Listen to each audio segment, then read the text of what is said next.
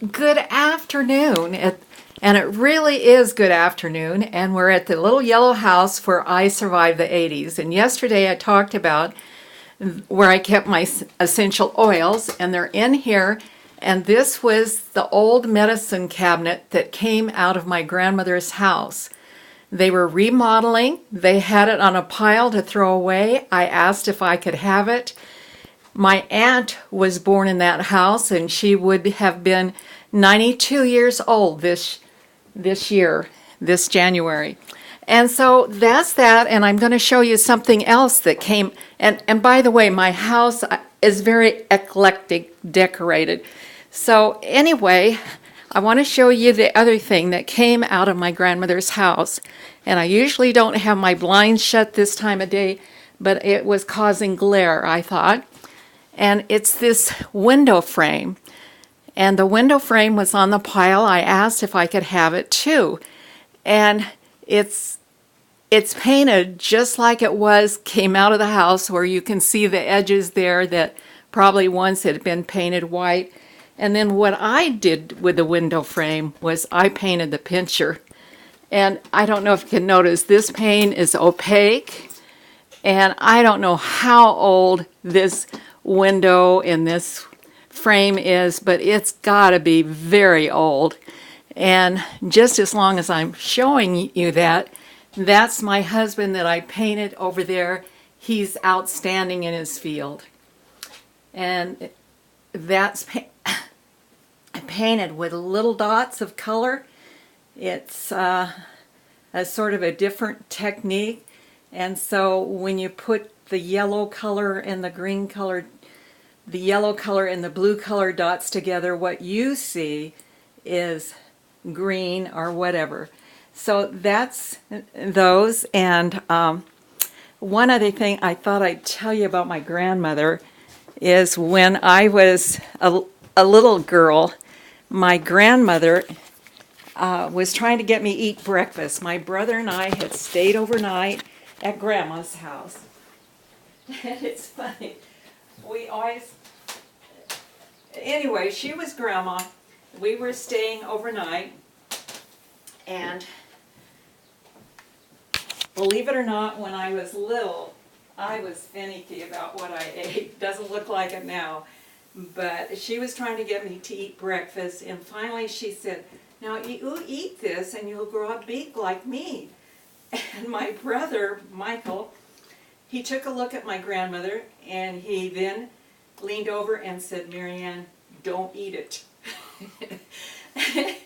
And so that's how that story went. She was an extremely nice grandmother, and I wish I'd even learned more from her. She knew so many, many things.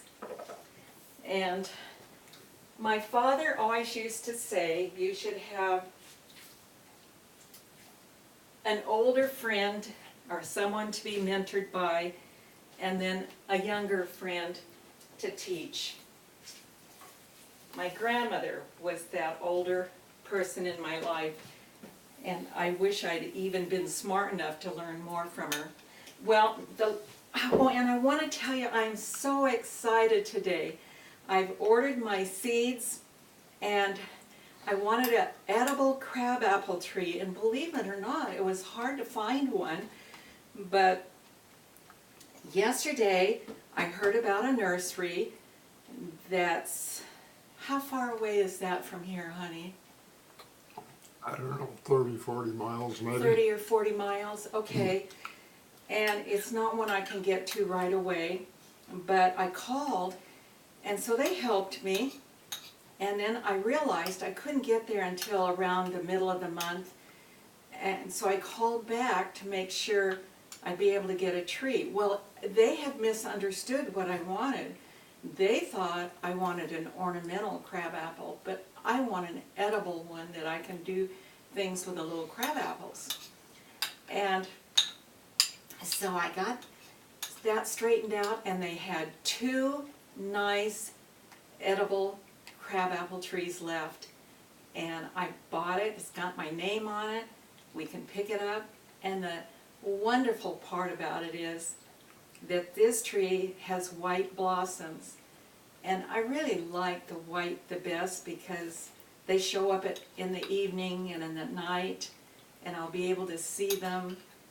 And actually it brought tears to my eyes because we had lived in a place where I had just planted one of these crabapple trees, and then we moved and I had to leave my tree. Well, I'm getting my tree back, and to me it's quite thrilling, so I hope it grows. Anyway, one last thing I'm going to tell you about the essential oils and what I do, and I do this in the evening, but I'm going to show you now. I have some cinnamon. I don't usually use cinnamon. I use something that's more antibacterial. Cinnamon gets rid of parasites, they say, so if I have parasites, but I wipe down my counters at night. I just go through the kitchen and I just put a few drops on my dish rag and I wipe down my stove, and I just feel that it gives it a little extra cleaning job and makes it a little, I don't know, cleaner. I even wipe my boards, my cutting boards, and because I'm using cinnamon this morning, oh, it smells good. It smells like something cooking in the kitchen.